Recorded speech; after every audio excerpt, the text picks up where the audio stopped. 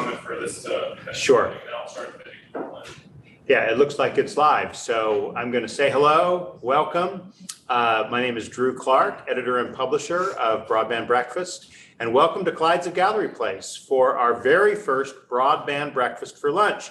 Now, those of you who have been with us for a year and a half now, since the pandemic started, have been attending Broadband Breakfast Live online every Wednesday at 12 noon Eastern Time. We're continuing that, as you can tell. It's 12 noon Eastern Time, and we're doing Broadband Breakfast Live online. But we are here in person, and we just had lunch. So those of you who haven't been here in person, well, you'll have to come back next month because we will be back doing another Broadband Breakfast Live online, second Wednesday of the month. But we'll be here every Wednesday for the live online sessions.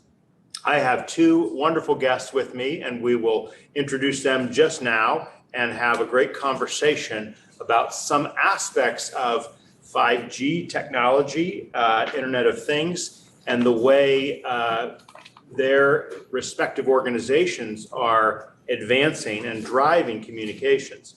But before I introduce them, I just want to remind you that we, again, here are live, and we understand we've got quite an audience here.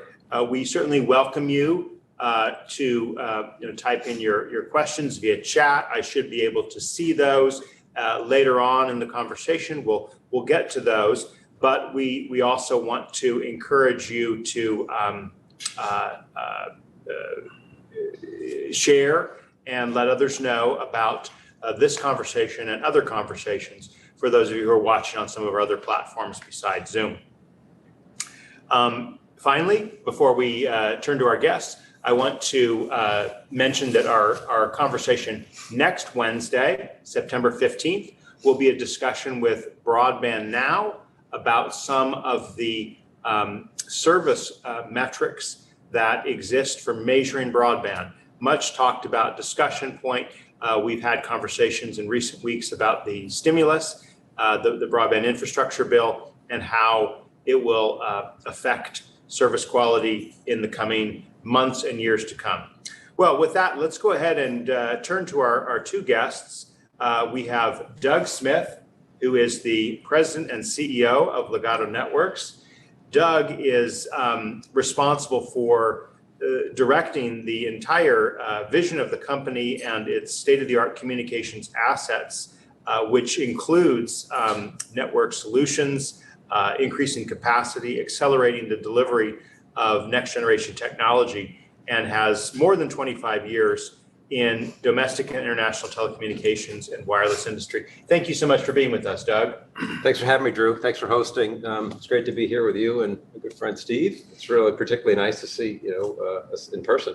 Yes, it's great to be able to break bread and have a conversation. And again, we know that we can't yet send bread over Zoom, but we look forward to sending a lot of observations and insights. Next to Doug is Stephen K. Berry, who is the president and CEO of the Competitive Carriers Association, which calls itself the nation's leading association for competitive wireless providers serving rural, regional, and nationwide markets in the United States. And he has worked extensively with Congress, the executive branch, and with Holland and Knight law firm, and has also been involved with other associations in the telecommunications space. And we'll look forward to getting some of your insights just now, Stephen. Thank you for being with us. Thank you. Thank you for having us. So Doug, tell us just a little bit about some of the recent developments that you have been engaged in. In some ways, Ligado's been on a tear, right? I mean, looking at the press releases that you all have fired off just this year is really quite extensive. Why don't you just zoom out and tell us a little bit about Ligado Networks, what you do is your core, and how you are using the spectrum that is, of course, a vital asset for Ligado. Sure. No, thanks for the question. So, right, just a little bit of background on Ligado, who we are. I think we at Ligado see so much promise and opportunity in 5G. This is a transition of a generation of technology that is not like any other that we've seen before. This is not like 2G to 3G or even 3G to 4G. Our focus at Ligado is bringing 5G to support the nation's critical infrastructure. And so we're talking about industries like energy, transportation, manufacturing, right? And that's a lot of what we see as 5G opening up opportunities to modernize our critical infrastructure. And we're very focused on that because we have spectrum in a great part of the band that we can use to build private networks to support these industries. We have been a satellite company in operation for about 25 years, offering satellite services, and our vision is to bring the power of a 5G commercial network to bear on private industries, right, and build private networks. And we're also integrating satellite connectivity along with the terrestrial connectivity. So what we've been focused on is just bringing all those things together since we've received our SEC approval last year. Well, let's talk a little bit about that. How does that work exactly, integrating satellite and terrestrial connectivity? So, this here is really just gets back to the vision that we see these two complementary technologies, right? Terrestrial is drives the majority of our usage today, right? It's broadband, you can get fast speeds, you can get great connectivity and building coverage, things like that. Satellite has a role as well, which is it has broad ubiquitous coverage. Our satellite covers all of North America, and it is always available. It's extremely reliable because it's in a safe place in space, right? And so what we're doing is focused on bringing the 5G standard technology. We're building a 5G based standard satellite air interface. This is the way that the device will connect to the satellite.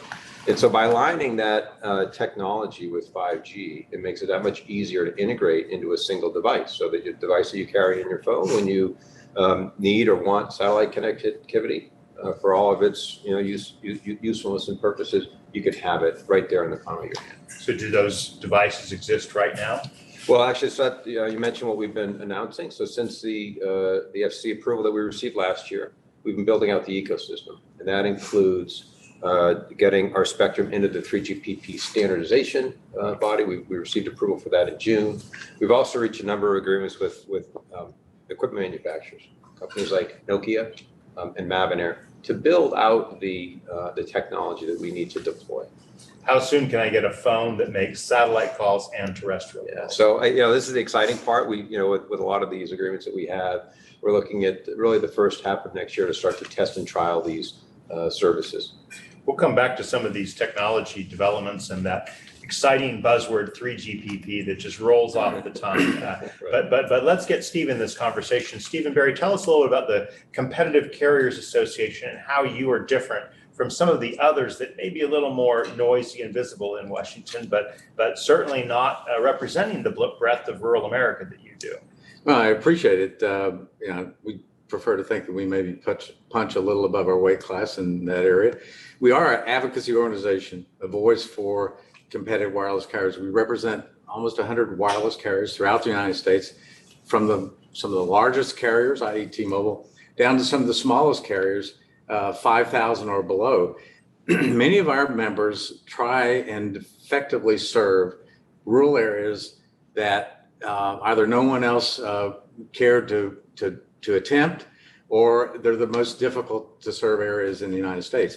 And that's why we've always had appreciation for Ligado. Before that, Light Square was a member of CCA. Why? Because they had a wholesale model that was designed to partner with small carriers.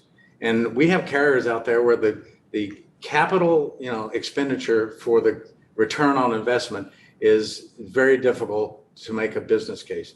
And when you have somebody that says, listen, we have a wholesale concept, you're a retail provider, a terrestrial retail provider, and with our technology and with their spectrum, we can maybe enhance our backhaul, we can enhance our coverage. Coverage is still a huge issue in rural America. I'm sorry, I don't believe any of the previous FCC statements that 99% of the United States was covered. Maybe a lot of the people were covered, but regionally, we still have a coverage problem. And that's why Ligado, I gotta not only, congratulate them on their vision, but their tenacity to actually pull this off. And our carriers hope and look forward to partnering arrangements Doug mentioned private LTE. We're sort of the opinion that every tool in the toolbox has to be utilized. And each situation is unique, and each carrier that tries to service those unique areas are also unique. So the possibilities to team with someone like Ligado, maybe get more spectrum, maybe lease more spectrum, maybe get backhaul, maybe have supplemental coverage where it is economically impossible to have a return on your investment. And then now we have this broadband bill that I think actually changes the paradigm of what's doable in rural America.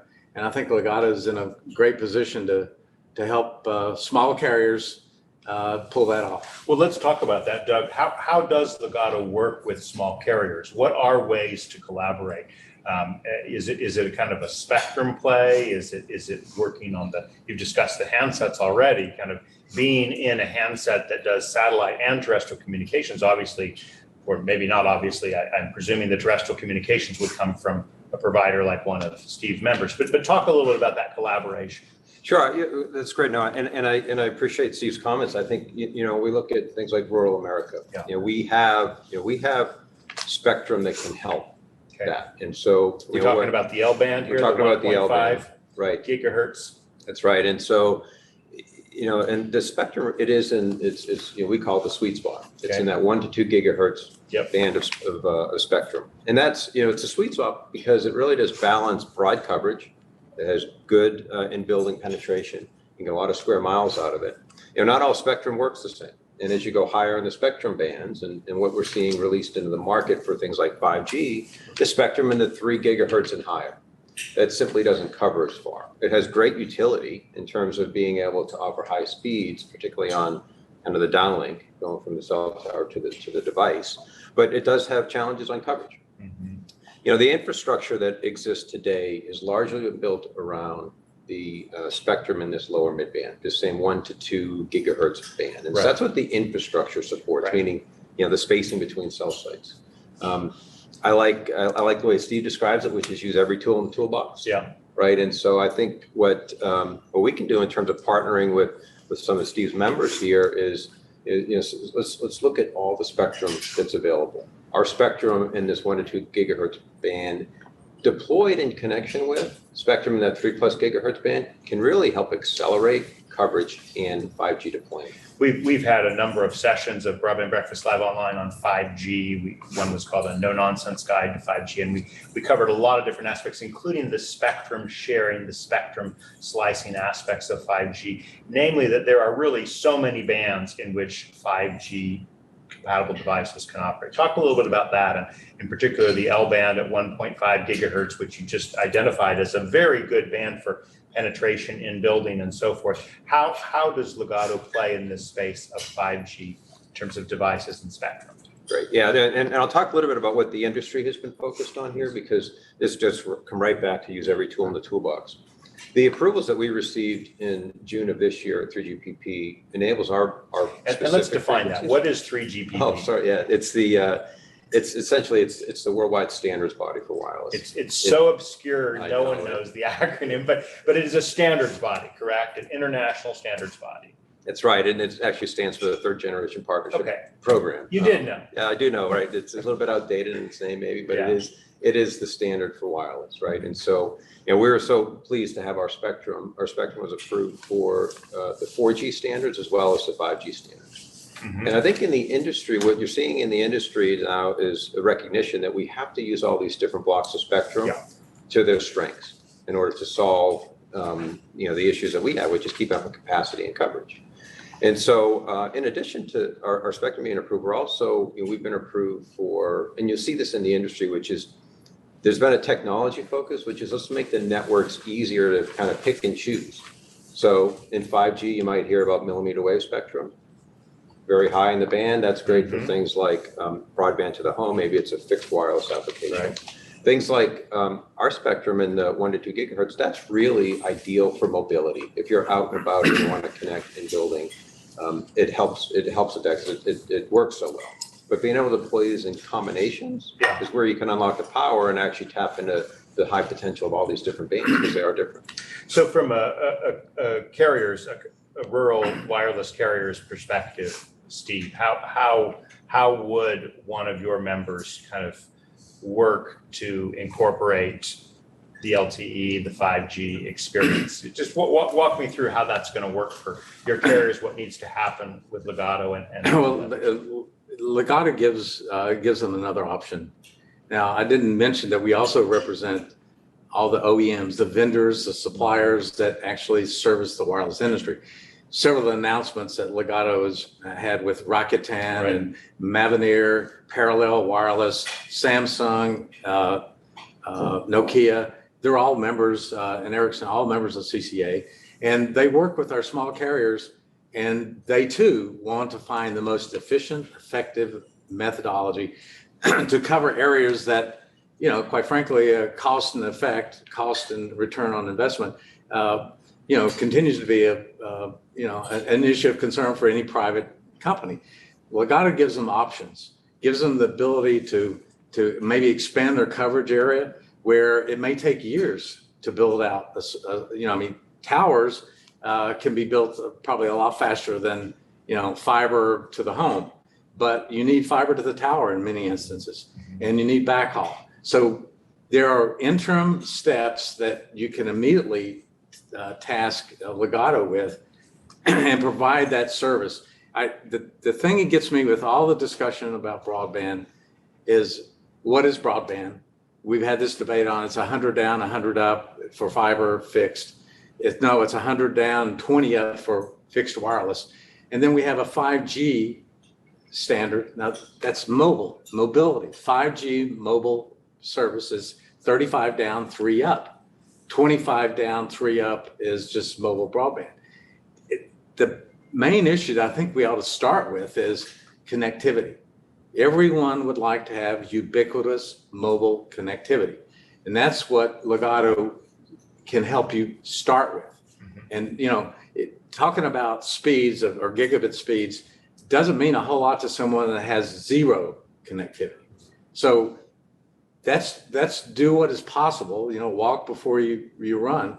And that's try to get connectivity. And then with that, the job is never done. It's like, if you're building a cathedral, it takes 100, 200 years to, or more. So you're telling me it's going to take 200 years to get broadband to rural America? I'm saying that it's taken 40 some years for wireless to be considered ubiquitous. Mm-hmm. And we still know that it's not. There's certain areas of the United States that a lot of work needs to be done. It's a continuous process. What Doug, Ligado, and the new technologies, and I remember it wasn't very long ago that we said, we've got to get to 5G. Oh my gosh, we got to beat China to 5G. Right. Well, 5G is a mobile technology, 3GPP. Doug actually created his own ecosystem for Ligado through the 3GPP standard setting process. Most people don't understand that before, getting 3GPP approvals would take years. Yeah. And so that too has held back, the 5G process. I guess we're on Rev 16 on 3GPP, going to Rev 18. Well, that's where we're going to get IoT, the Internet of Things connectivity. I was just about to move to IoT, but I had to just mention, I worked in Illinois for 3.5 years at Broadband Illinois, and I remember crossing the Illinois River, and suddenly there was no wireless, right? And none of the major carriers had it. I had to, when I was there, I had to figure out a way to get access through one of the rural wireless carriers. Just last kind of close out question on this before we do move to IoT. What are some of the impediments from your perspective, Steve, to getting higher capacity broadband in rural areas? Is it spectrum? Is it backhaul? Is it competition? What would you say are the top impediments? Well, all of them are. Spectrum, the lifeblood of wireless is spectrum. Really unusual that we have, T-Mobile just got 2.5 when they bought Sprint. Well, we also have other spectrum licenses that are coming available. CBRS at 355. 345 to 355 is going to be coming. We're not going to talk a lot about it because we're in the quiet period on the auction. But we have now, and C-band, we have spectrum that's just now getting cleared and just now coming on board that we didn't have 5 years ago. So is there a promise that you're going to get more capacity, more capability, and more speed on the wireless front, yes. And is it possible that fixed wireless with enhanced technology is going to be a multi-point distributor through, say, a tower? And that's where you're going to need backhaul for those services. So you mentioned the 3 or 4 main impediments. It's how do you devise a game plan to maximize the use of each of those elements in a unique situation, whether you're on top of a mountain in the middle of the park, a national forest, or you're in a small village, Davis in West Virginia, that the mayor has to carry around 2 to 3 phones. Right. Different phone on Different one end phone of the for- town, a different phone on the other end of town. I think we're at a point that with a little innovation and, like I say, using every tool in the toolbox, we can solve those problems. Some collaboration, some standards, and code on this point is really how you mentioned a number of bands in the mid band, the 3.5, 3.45, the C band's going up towards 3.7. So this is mid band. Now, Doug, with you, we're going back down to the L band, right, and 1.5. Are there other spectrum deployments that Ligado is using? Well, so one of the things we did in 3GPP is we had band classes combinations approved. Okay. And that includes our band, the L band, to be deployed in connection with C band, CBRS, or even 2.5. Because this is where this is now, where the technology has evolved. We have features that allow us to just make these pairings. So how does that work? How do you pair like a 1.5 and a 3.5? Well, so this is, so it used to be that you would have a channel pair and you had some uplink and downlink and they were kind of hard coded together and you would have to deploy it together. Now, through features, the technical names, things like supplemental downlink and supplemental uplink, these are things that allow you to deploy spectrum blocks as just uplink or downlink. This is the direction that it flows. Does it transmit from the cell tower or from the cell phone? And so with that flexibility, you can literally pick and choose, and you can deploy these bands the way that they play the best, where you get the most out of them. Things in the higher band, say the 3+ gigahertz, that works really well, primarily as downlink, right? It's challenged from a propagation standpoint, but if you mount it on a tower and you've got access to big antennas and amplifiers, you can make that go quite a great distance. Not the same case with your cell phone. You're limited on power and size of the antenna.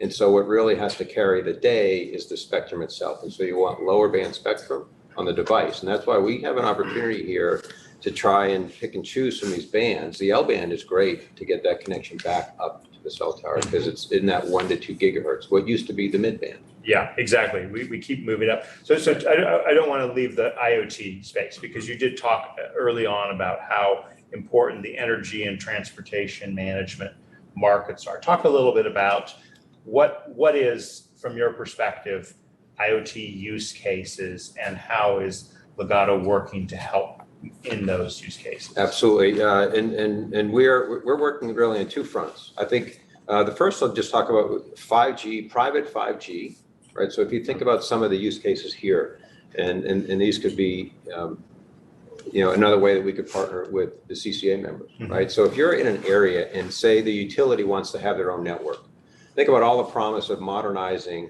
the electric grid. You want to automate it, you want to modernize it, look at things like consumption, prediction of failures, and identification of failures. 5G can help you with all that. But when you think about it from a security standpoint, do you want that on a network that has millions of touch points? You probably don't. And so some of the utilities don't want that, they want their own network. This is where private 5G comes in, right? Because we can dedicate our spectrum to individual users. And so if that happens to be, say, a rural utility, we can do that. And maybe that's a partnership opportunity where we can look at the existing infrastructure, deploy our spectrum on existing infrastructure, and bring a private network so it is secure and it's customizable for that customer. Right? That's an IoT application. Thank you, and that's a great example. Are there other examples of the way that security features into the IoT space? Sure. I think security is central to everything on IoT. So now once you start talking about machine to machine, and whether you're managing transportation, you could automate the rail system, for example, right? There's a lot of rail that's just simply not covered today. A lot of the tracks are spread throughout the country. you can automate that, but you can just see how that could create a security issue, right? When you think about threats, you want to be able to automate these things and give remote access to something like that. That's a tremendous upside on the automation part of it, increased safety, but you do have to be mindful of what could somebody try and do from a security standpoint. Mm-hmm. You could, if not careful, you could be providing access to people outside the region, right? Every connection point is a touch point to the network, and it's a threat. The private networks are one way to get greater security in these applications, and that's one of the applications you're rolling out. Is that right? That's absolutely right. And you can provide a lot more robust IoT experiences. I mean, look at precision agriculture. I mean, if you can increase your production by 30% by having a precision agriculture capability to plant the seeds every 3 inches apart instead of 6 inches apart, and you know exactly when to put the fertilizer down and how much water. And it doesn't take a lot of capacity or throughput to be able to do that. It's like small carriers may not have an NB-IoT, like a guard band on their existing spectrum allotment. They may not have that ubiquitously. They may have it on their own band, but how can they do that nationwide, globally? And there's an opportunity there that you can have similar spectrum utilized throughout all the smaller carriers for an IoT 5G type of service, because you don't want to go outside a carrier's footprint and all of a sudden not have access to your IoT service. This is a way to enhance coverage, also have an IoT. If you're the largest carriers, and that's probably one of the reasons on the competitive side, we're looking at how many carriers and the service companies, the vendors that service them, can provide ubiquitous capability, whether it's monitoring your washer and dryer or your agriculture product. You'd like to be able to do it throughout the United States and have a similar product. Well, you can do that now. You don't have to be a mega company in order to have your own network and your own NB IoT, narrowband IoT type of capability. Whether it's low-RAN WAN or satellite or some other service, you can have a ubiquitous capability that you can say, hey, I have national coverage. I have a national capability. Okay. That is huge for small carriers that are competing with, nationwide carriers that may not particularly care about that small little village in the middle of Podunk, Idaho. But a private LTE coverage could cover that town of 700 people. So lots of innovation, lots of new ways to use spectrum, in networks. And I should say the flexibility that the L-band provides is that concept, I think, has to be emulated in other spectrum as we move forward. That concept being the flexibility, because you can use it for backhaul, you can use it for front haul, you can have additional capability. If you have say you're a wireless carrier and you have some of that old 800 that was first given away as in a lottery system, and many of these small carriers did get some of the 800. You can pair some of those existing spectrum capabilities with some of these new capabilities and have 3G, 5G, 3GPP standards with a 5G product. Well, I joked a little earlier about the 3GPP acronym, right? There's another acronym that's probably more recognizable, and I'm sure you interact with a fair bit, which is GPS, the Global Positioning System. Now, I'm sure you've heard a little bit about this in congressional hearings, Doug. Tell us just a little bit about what this controversy about GPS is all about. Sure. So GPS, I think you say the acronym, everyone understands the value and utility of GPS, and we do as well. And so, a lot of what we've been focused on, I think the controversy is GPS is so important to the nation and to the world. How do you just make sure that you don't take any risk?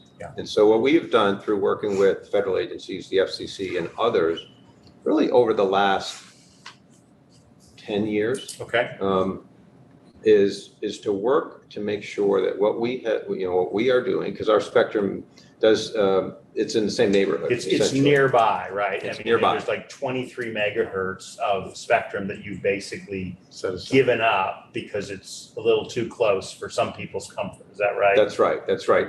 We created a 23 megahertz guard band against the one of the channels that there was some concern about. We took completely off the table. That created this 23 megahertz guard band. I can tell you as kind of an engineer designing these networks forever, typically when you talk about guard bands, you're not talking about 10 megahertz or 20. You're talking about two or three or five, right? And so we've created this 23 megahertz guard band to protect GPS. We've also done lots of other things in terms of power level emissions for out of band emissions, and as well as just a whole host of other coordination requirements that we're happy to propose and to support, because we certainly recognize the importance of GPS. But after all this study, I can tell you we've solved this issue, and is evidenced by a 5-0 unanimous vote by the FCC last year. Yeah, this was the April. This is the April order where after review they determined that we have satisfied. So, but apparently some people at the Pentagon weren't satisfied with that, or are they satisfied with it? And there's just others who keep making noise about it. So yeah, right. So there's always a certain amount of noise about this, and I think it just goes back to that central point, which is it is a precious network that we have to protect. And so there's a lot of history here. There's a lot of testing and analysis, and those that have spent time looking at it have gotten comfortable again. Look at the FCC and right. I mean, they thoroughly looked at this. They've had to come many times, write many letters telling why we acted the way they did. And again, as you point out, it's a unanimous decision that's been kind of elaborated on at length, and yet again, it kind of keeps coming back. So I'm just wondering how you feel about that, Doug. I mean, how do you feel when you hear these people who make these issues about this? They, in their view, this problem, which you're saying you've addressed. How does that make you feel? Well, so I certainly don't like that we haven't, that we still have some opposition. Right. And some of this, I mean, you could look at this across the gamut. Some of this is competitive. Right, which is we're going to offer a really cool and innovative solution here. We're the first to announce that we're going to combine 5G based satellite with terrestrial 5G networks. Right. Say that again. You're the first to do what? So a 5G based satellite service. Right. So this is the importance of using the 3GPP standard technology over our satellite. Typically in satellite, which you have these proprietary technologies. Everyone has a different protocol that they speak, and so devices don't work across networks. We're trying to change that. We're building a 5G based air interface. That's the way that the device talks to the satellite.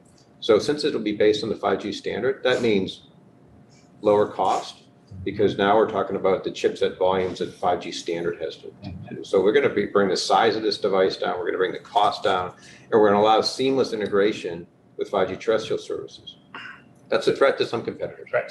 So that's what I just wanted to get you to say again. You're saying for the first time, 5G based satellite services with 5G based terrestrial services. That's right. Integrated into a single chip and a single device. And when you talk about small carriers going from 4G LTE VoLTE to a 5G product with ORAN, just let's define our voice over LTE. Voice over LTE. So basically getting a voice system out of a data out of the system. LTE. Then you're going to go to 5G, and you're going to go to ORAN and eventually vRAN.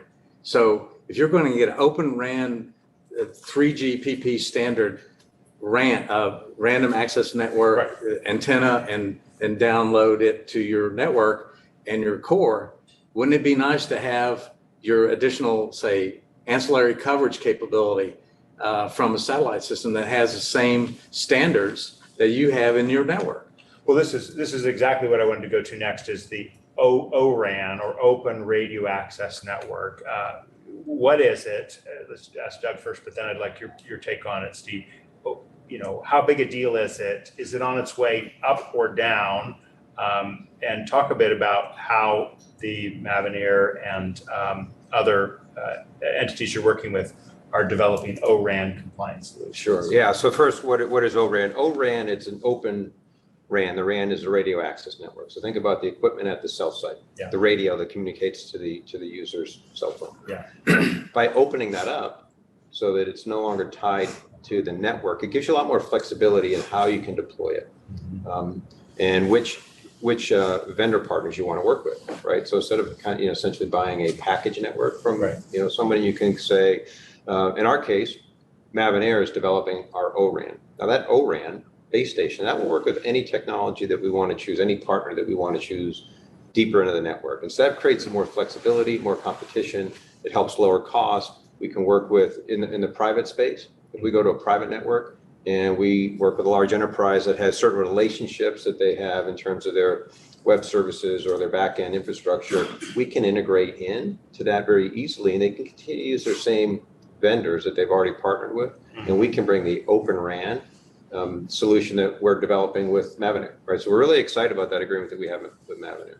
So there has been a lot of buzz clearly about ORAN, but there's also been some kind of last minute or recent defections from it. So Steve, what's your take on ORAN and kind of where it's heading in the industry? Yeah, well, I mean, it's a new technology that being deployed some places in Europe and Asia, probably more than the United States, but Rakuten, Mavenir, Parallel Wireless, Airspan, and then Nokia, said let's put a hold on it. Well, they're all members of CCA because they see an opportunity with the small carriers. They want just what Doug said. They want lower costs. They want choice.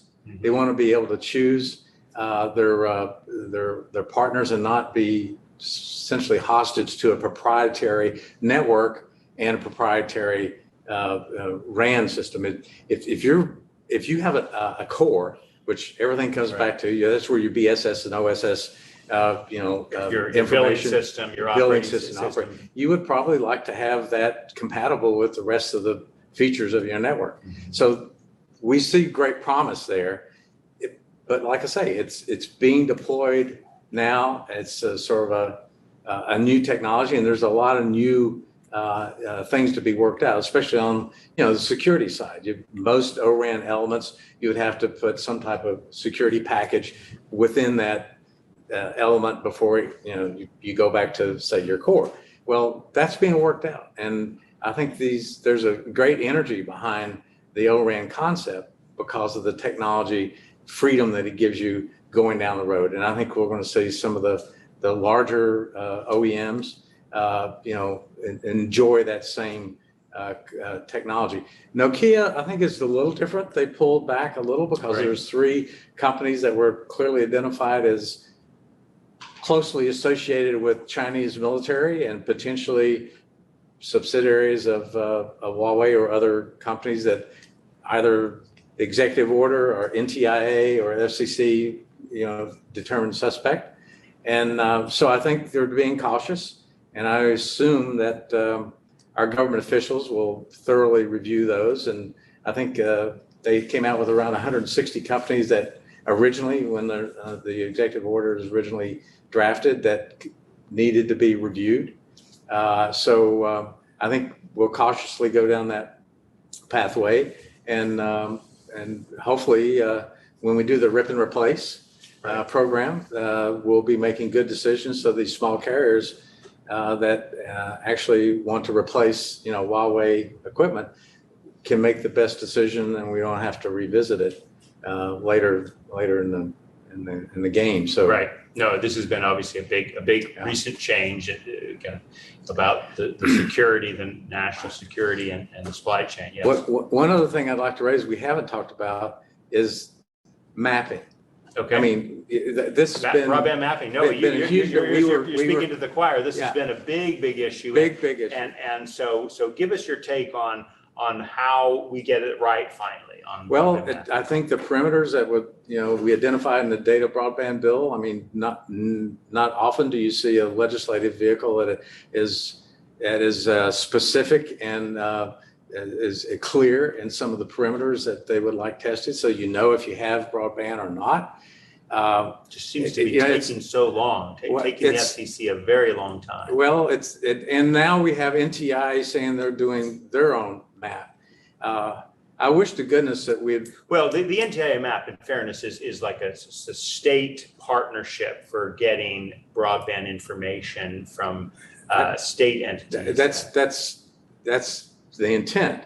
but it will have its own disruptive impact on what is the broadband map that you're referring to. The FCC really has the baton to create a map that's not only a wireline fixed fiber capability, but also a mobile capability. And I think we really need to, especially with all the billions of dollars that are moving, we have $42.5 billion in focused on fiber fixed, and and another the Senate passed bill that hasn't yet. out of the 65 billion, there's another over $130 billion down to Treasury that and NTI will make some decisions on that. I assume they will make decisions predicated on where we do or do not have broadband. Just look at RDOF 1. We identified 289,000 sites that misappropriated or directed funds to places that already had broadband, like Apple campus, MIT, the wharf down in San Francisco. I think we need to relook at RDOF 2 and say, hold it, we've got $60+ billion going to fixed and or fiber products.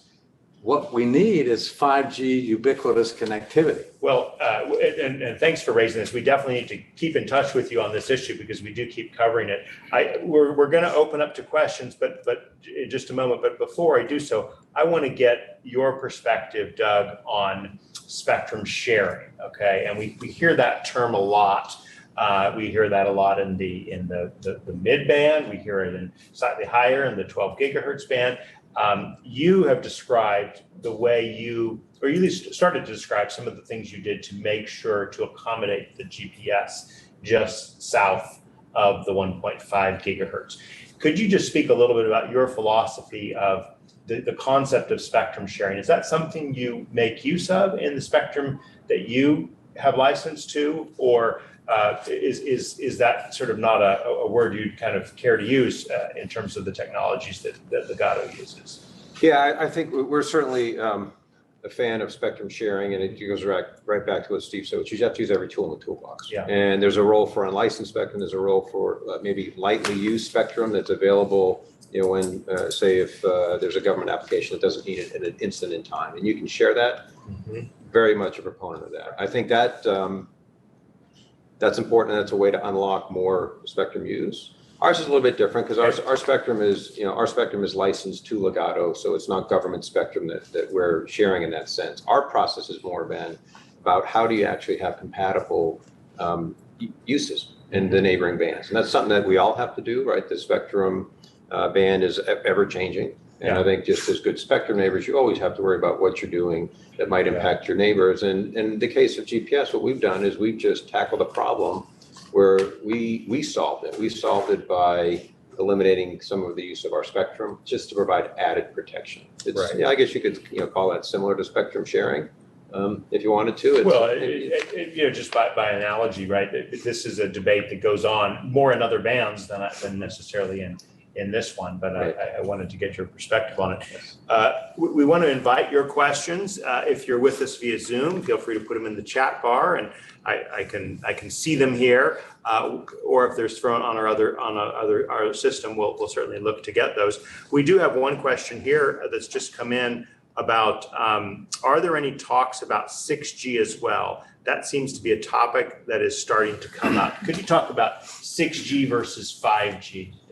Sure. Well, I think there's always another G, right? Another G. So it's always been the case since the early days when I started here, when it was in the industry, when it was analog. We didn't call it 1G, but the analog networks were 1G. And so 6G is starting to be talked about now, because I think as an industry we always look forward to say, well, what will be next and where will technology go? And there's still a lot of opportunity here, right? I think what we see, I talk about the shift from 4G to 5G. It's not like 3G to 4G, right? We're opening up. It's a bigger shift. It really is, and I think you'll see a maturity, maturation of even 5G, and we'll call that 6G. So I don't know yet all the features that'll come in that, but it's certainly started to be talked about, because that's what happens when you're deploying one.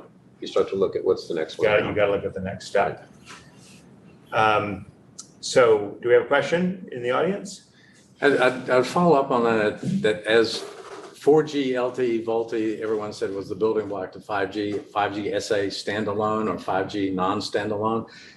When you get 5G ubiquitous capability, i.e. mobile ubiquitous capability, then you're going to see promising impacts on AI, artificial intelligence, and other almost constant access to data and information that you never would have thought that you would have access to in real time.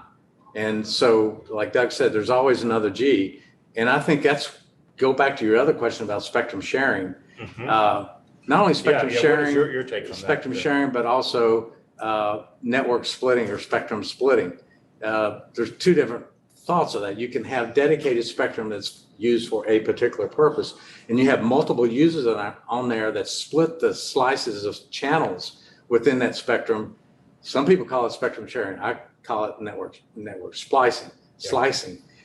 But you can enhance and actually increase your capability and do it in a more cost-effective way, because it's like dynamic spectrum sharing in a sense that you may need more capacity in this hour, less capacity in the next hour. You can do that with your network, even if it's dedicated spectrum. Now, CBRS, I guess, in my opinion, was one of the first spectrum sharing. CBRS, the Citizens Broadband Radio Service, is definitely one where the spectrum incumbents were the military, right? And the system was developed to enable people to use it as long as their devices listened in and stopped communication when the military needed it. So that's a great example of that. And a lot of that is based on geographic proximity to the emitting source too. Let's get a question from our audience. Please identify yourself. Just press it, should be green, and then there you go.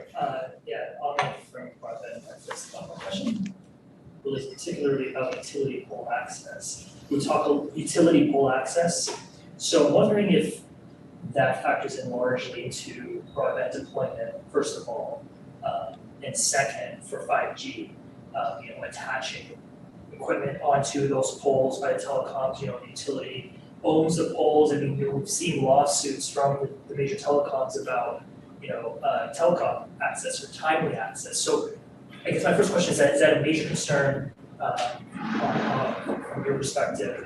And secondly, what are those particular concerns? Is it replacement of the poles when they have to attach equipment on it? Is it cost to attach? And how much of that factors into the rollout of broadband and rollout of 5G? Let me address it. And we do have a couple of utilities that are also CCA members. Southern Link probably being the major one. But interesting, there's more locations for broadband wireless accessibility and deployment owned by utilities than there are in the private sector. Millions of poles, millions of towers that utility companies own, and they use only for utilities. They're starting to understand that they too need wireless access, and that their monitoring capabilities, their communication capabilities between and among their technicians is forcing them to take a look at, maybe we should allow wireless antenna, RAN, wireless devices on our facilities. And the problem in the past has been the rules for a utility to allow someone to go up their tower or up their pole are far greater than the rules that wireless carriers operate under. And I mean, there's safety rules, yes, but utility, you have to be certified under the utility rules. So it's reduced the number of willing participants in the utility side, because they don't want their towers or the utility services coming down. So there's a couple of groups out there that are looking at it and saying, okay, can you have one crew that is cognizant of wireless deployment scenarios and also utility? And I think that's a great opportunity for utilities to not only get revenue, but for wireless companies to find multiple new sites all throughout the United States on utility equipment and utility properties. We're not there yet. Hopefully utilities will come around and say, that there's another revenue opportunity here that doesn't require me to build new utility lines. I have another question here for Doug. This is about, I guess, the spectrum studying around GPS on the National Academy of Sciences. I'm not familiar with this, so are you? Is there something you'd like to tell us about, update us on? Sure. So this question, I think, is about the National Academy of Sciences is doing a review or a study, essentially, of the FCC order that approved our spectrum last year. So they have that underway, and they've just kind of selected their committee. It's something that we would expect to be done sometime next year. But are they knowledgeable about spectrum issues, the National Academy of Science? Well, they have. I would tremendous respect for them. I think they're knowledgeable at everything. It seems like looking at some of the folks that are put a there, committee together. That's right. So, but what look at in terms of someone reviewing what we've done to protect GPS, I'll put that up in front of anybody any day. We've solved this issue. We've protected it. I have no worry that they won't come to the same conclusion the 5 commissioners that approved this did. So someone else asks about what other bands have you connected, if any, to the L band? I mean, I didn't hear it that way, but the questioner is asking, what other bands did you mention that the L band would be connected with? So in terms of connecting it, this is really in order, I talked about the industry moving to just more flexible deployment.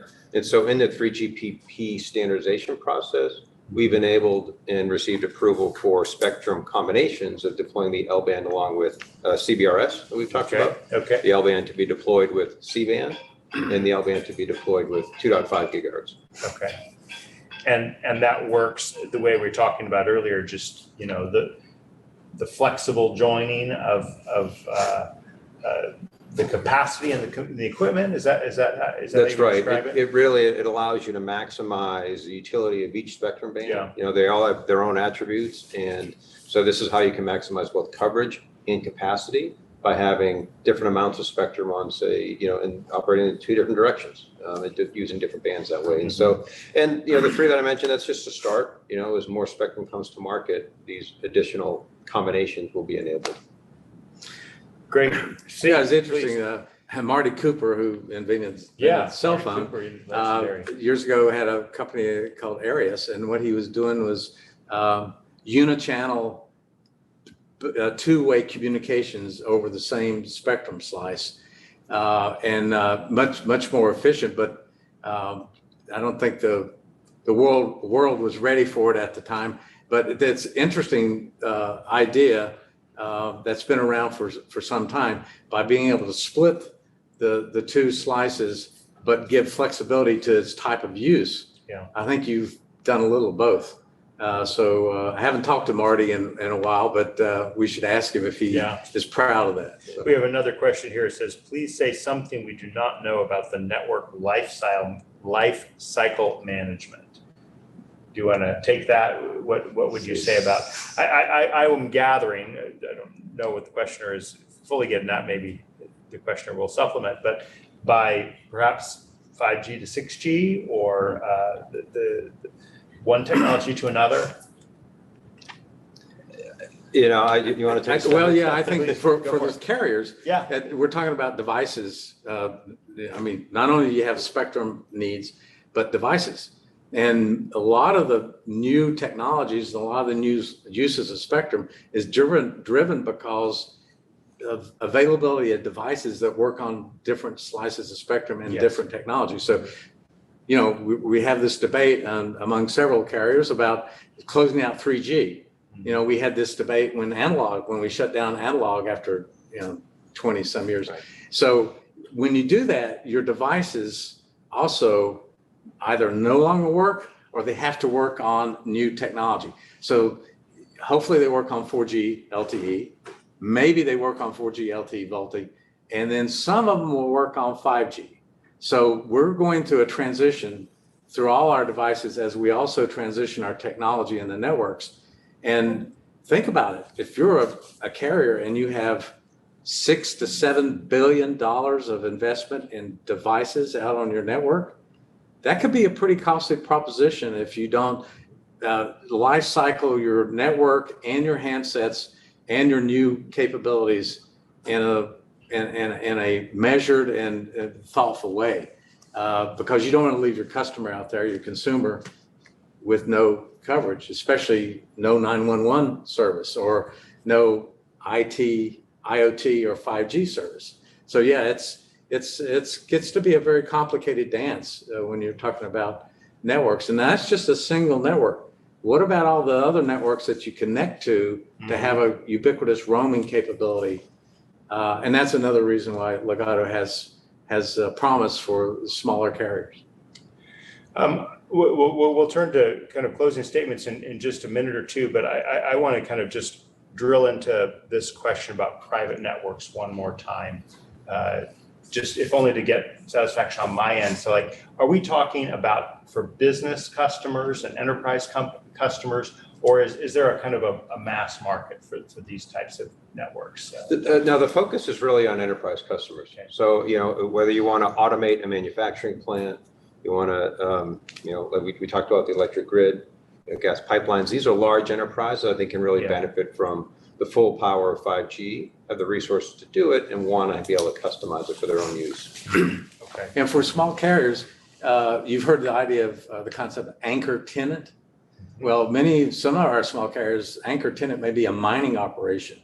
And if you have a private LTE capability, you can service that area that probably very few people live in, but they have massive, industry going on there. And then you could connect it to your network. So private LTE enterprise type services gives you an opportunity to back into a 5G network capability that you can essentially have ubiquitous. I mean, not everyone lives, take the BLM land, 1/3 of the United States is owned by Forest Service, BLM, or federal properties. Not a whole lot of people live in some of those areas. So how can you provide 5G service, but also provide, a terrestrial capability, mobile capability to larger audiences, a larger customer base? It's one of those tools that we got to explore and we have to maximize, because eventually we'll figure out how to get gigabit service to everybody in the United States. Well, we've covered a lot of ground here today. We've covered issues about 5G with a particular reference to 5G satellite and 5G terrestrial service, IoT, Internet of Things, and some of the commercial and enterprise deployments. We discussed competition, the role of competition in getting service out to rural areas and with a rural focus. We've even talked a little bit about GPS, right? And making sure that the GPS is protected. Let me give each of you a chance. Let's start with you, Steve, for any closing thoughts you have about these topics, right? And about the next step for broadband, particularly terrestrial and satellite broadband for the country. What are your hopes for the next several years, Steve?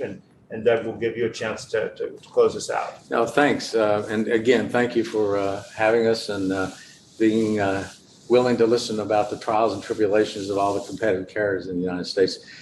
I'm hopeful that we are focusing on broadband. The pandemic has, really focused Accelerated, I think. It accelerated. One author said we grew 10 years in 10 months. And that may very well be true. I'm hoping that we start with the basics. Where do we have and where do you not have broadband? You can't if you can't measure it, how in the world are you going to fix it? So I'd like to spend this money that is currently in the pipelines and the new money that's coming out in a very smart, directed way that brings about mobile, ubiquitous coverage. Yeah. And yes, getting fiber the closest you can to the customer is always a good idea. It gives the wireless carriers backhaul capability too. It excels the ability to get connectivity. And it's strange. I've had these conversations with policymakers.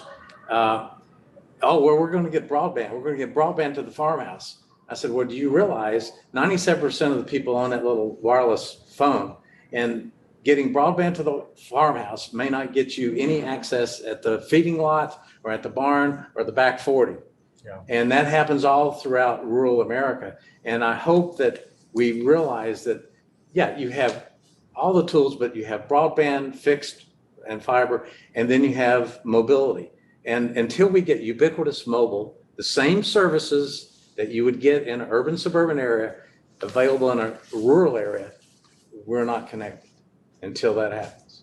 And I'm hoping that this next year, we will do a lot better job identifying the maps and identifying targeted use of the monies and really make some headway into closing that digital divide.